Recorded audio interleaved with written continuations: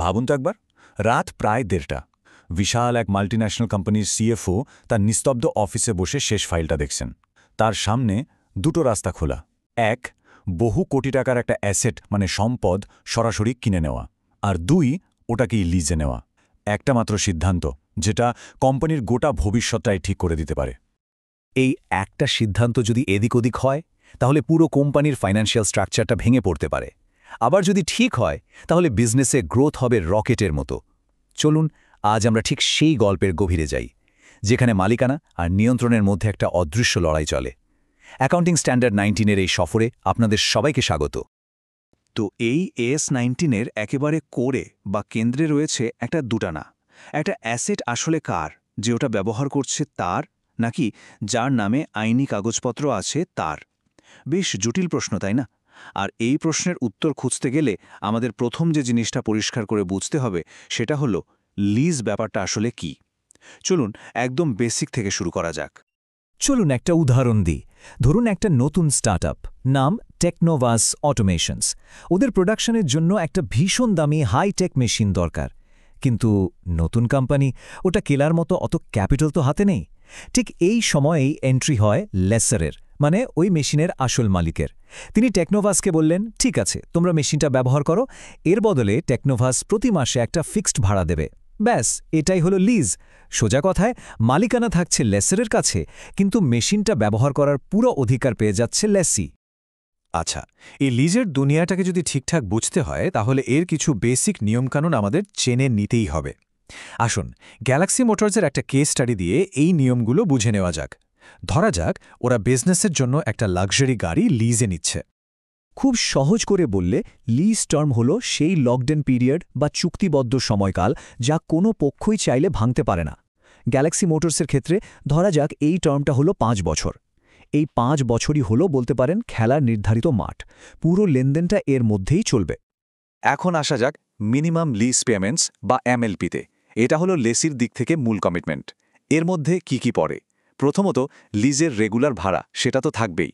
এর সাথে যোগ হতে পারে গ্যারান্টিড রেসিডুয়াল ভ্যালু, মানে লেসি যদি অ্যাসেটের একটা নির্দিষ্ট মূল্যের গ্যারান্টি দেয়।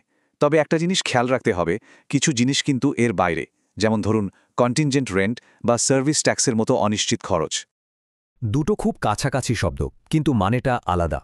ইকোনমিক লাইফ হলো একটা অ্যাসেটের মোট আয়ু, মানে যতদিন ওটা অর্থনৈতিকভাবে কাজে লাগবে, সে যেই ব্যবহার করুক না কেন। আর ইউজফুল লাইফ হলো নির্দিষ্ট লেসি, মানে যে ব্যবহার করছে সে কতদিন ধরে অ্যাসেটটা ব্যবহার করবে বলে ভাবছে।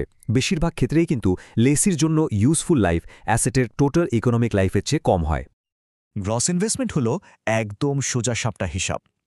লিজর লেজের পুরো মেয়াদে মোট কত টাকা হাতে পাবে তার যোগফল। কিন্তু আমরা সবাই জানি ভবিষ্যতের 100 টাকার মূল্য আর আজকের 100 টাকার মূল্য এক নয়। নেট ইনভেস্টমেন্ট হলো ভবিষ্যতে পাওয়া ওই মোট টাকার আজকের ভ্যালু কত, অর্থাৎ প্রেজেন্ট ভ্যালু। আর মজার ব্যাপার হলো এই নেট ইনভেস্টমেন্টটাই সাধারণত অ্যাসেটের আসল বাজার দরের সমান হয়। তাহলে দেখুন, সম্পর্কটা কিন্তু একদম পরিষ্কার। মোট যে টাকাটা পাওয়া যাবে, মানে গ্রস ইনভেস্টমেন্ট, সেখান থেকে তার আজকের মূল্য অর্থাৎ নেট ইনভেস্টমেন্ট বাদ দিলেই আমরা পেয়ে যাই আনআর্নড ফাইন্যান্স ইনকাম। এটা আসলে আর কিছুই না, এটা হলো লিজারের মোট সুদের আয়, যা সে পুরো লিজের সময়কাল ধরে ধীরে ধীরে আয় করবে। এবার আমরা গল্পের একেবারে মুখ্যম জায়গায় চলে এসেছি। একটা লিজ চুক্তি কোন রাস্তায় যাবে তার উপর ভিত্তি করে কিন্তু কোম্পানির পুরো ফাইন্যান্সিয়াল ছবিটাই পাল্টে যেতে পারে। আর রাস্তা আছে দুটো, এক ফাইন্যান্স লিজ আর দুই অপারেটিং লিজ। এই প্রশ্নটাই হল সবকিছুর কেন্দ্রবিন্দু, কারণ একটা লিজ ফাইন্যান্স নাকি অপারেটিং, এই ক্লাসিফিকেশনটাই ঠিক করে দেবে অ্যাকাউন্টিংয়ের পুরো খেলাটা কিভাবে খেলা হবে। এই একটা সিদ্ধান্তই যেন গল্পের মোড় ঘুরিয়ে দেওয়ার ক্ষমতা রাখে। ফাইন্যান্স লিজকে অনেকটা একটা অ্যাসেট কেনার জন্য লোন নেওয়ার মতো ভাবা যেতে পারে, যেখানে অ্যাসেটের প্রায় সব ঝুঁকি আর পুরস্কার দুটোই ব্যবহারকারীর কাছে চলে আসে। আর অন্যদিকে অপারেটিং লিজ, ওটা হলো উইকেন্ডে ঘোরার জন্য একটা গাড়ি ভাড়া করার মতো একটা সিম্পল ভাড়ার চুক্তি, এর বেশি কিছু না। একটা লিজ ফাইন্যান্স লিজ হবে কিনা সেটা বোঝার জন্য AS-19 আমাদের কয়েকটা সূত্র ধরিয়ে দিয়েছে। এগুলোকে একটা ফিনান্সিয়াল ইনভেস্টিগেশনের ক্লুয়ের মতো ভাবতে পারেন। আর সবচেয়ে ইন্টারেস্টিং ব্যাপার হলো, এর মধ্যে যে কোনো একটা ক্লু মিলে গেলেই রহস্যের সমাধান। ওটা নিঃসন্দেহে একটা ফাইন্যান্স লিজ। প্রথম সূত্রটা হলো সবচেয়ে সহজ আর সরাসরি। যদি লিজের চুক্তিতেই পরিষ্কার করে লেখা থাকে যে মেয়াদ শেষ হলে অ্যাসেটের মালিকানা লেসির কাছে চলে যাবে, তাহলে তো আর কোনো কথাই নেই। এটা 100% একটা ফাইন্যান্স লিজ। দ্বিতীয় সূত্রটাকে বলা হয় বার্গেন পারচেজ অপশন। এর মানে হলো লেসির কাছে এমন একটা অপশন থাকে যেখানে সে লিজের শেষে বাজার দরে থেকে অনেক অনেক কম দামে অ্যাসেটটা কিনে নিতে পারবে। এই সূত্রটা এতটাই পাওয়ারফুল যে এটা থাকলেই প্রায় নিশ্চিত হয়ে যাওয়া যায় যে এটা একটা ফাইন্যান্স লিজ। এই উদাহরণটা দেখুন, মিস্টার এর কাছে সুযোগ আছে 2 লাখ টাকার একটা গাড়ি মাত্র 20,000 টাকায় কেনার। আপনি বলুন, এমন একটা লোভনীয় অফার কি কেউ ছাড়ে? ক্ষয় ছাড়বে না। সুতরাং অর্থনৈতিক দিক থেকে দেখলে এটা একটা ফিন্যান্স লিজ। তৃতীয় সূত্রটা হল সময়। ধরুন একটা অ্যাসেটের মোট আয়ু 40 বছর, আর লেসি সেটাকে 32 বছরের জন্য, মানে অ্যাসেটটা জীবনের একটা বিশাল অংশের জন্য লিজে নিল। অ্যাকাউন্টিংয়ের চোখে এটা আর ভাড়া থাকে না, এটাকে তখন মালিকানার সমান বলেই ধরে নেওয়া হয়। চতুর্থ সূত্রটা একটা ফাইন্যান্সিয়াল টেস্ট। যদি লেসির দেওয়া সমস্ত পেমেন্টের আজকের ভ্যালু, মানে প্রেজেন্ট ভ্যালু, অ্যাসেটের যা বাজার দর তার প্রায় সমান হয়ে যায়, তার মানে কি? তার মানে হলো লেনদেনটা আসলে নামে লিজ, আদতে এটা কেনা বেচায়। তাই এটাও একটা ফাইন্যান্স লিজ।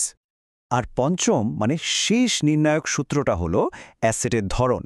ভাবুন, কোনো একটা হাসপাতাল তাদের নিজেদের প্রয়োজন মতো স্পেশালি ডিজাইন করা অ্যাম্বুলেন্স লিজে নিল। ওই অ্যাম্বুলেন্সগুলো এমনভাবে বানানো যে অন্য কেউ বড়সড় মডিফিকেশন ছাড়া ব্যবহারই করতে পারবে না। সেক্ষেত্রে ওই অ্যাসেটটাকে কার্যত লেসিরই মালিকানাধীন বলে ধরে নিতে হবে। ওই 5টা পাকা সূত্রের বাইরেও আরও 3টে ইঙ্গিতপূর্ণ সূত্র আছে। এগুলো একা একা কোনো লিজকে ফাইন্যান্স লিজ বলে প্রমাণ করে না, কিন্তু অন্য কোনো সূত্রের সাথে মিলে গেলে খুব স্ট্রং সাপোর্টিং এভিডেন্স হিসাবে কাজ করে। এই 3টে শর্ত, যেমন ধরুন চুক্তি ক্যান্সেল হলে তার ক্ষতি যদি লেসিকে দিতে হয়, বা অ্যাসেটের শেষ জীবনের মূল্যে লাভ লোকসান যদি লেসি পায়, এগুলো সবই কিন্তু একটা দিকেই ইশারা করে। সেটা হলো মালিকানার আসল অর্থনৈতিক ব্যাপারটা আসলে লেসির দিকেই ঝুঁকে আছে। এই সূত্রগুলো জেনে ফেলার পর এখন কিন্তু যে কোনো লিজ চুক্তি দেখলেই তার আসল চরিত্রটা ধরে ফেলা সম্ভব।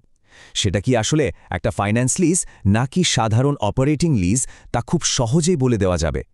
এই তদন্তের শেষে এটাই দাঁড়ালো যে সঠিক জ্ঞান থাকলেই সঠিক সিদ্ধান্ত নেওয়া যায়।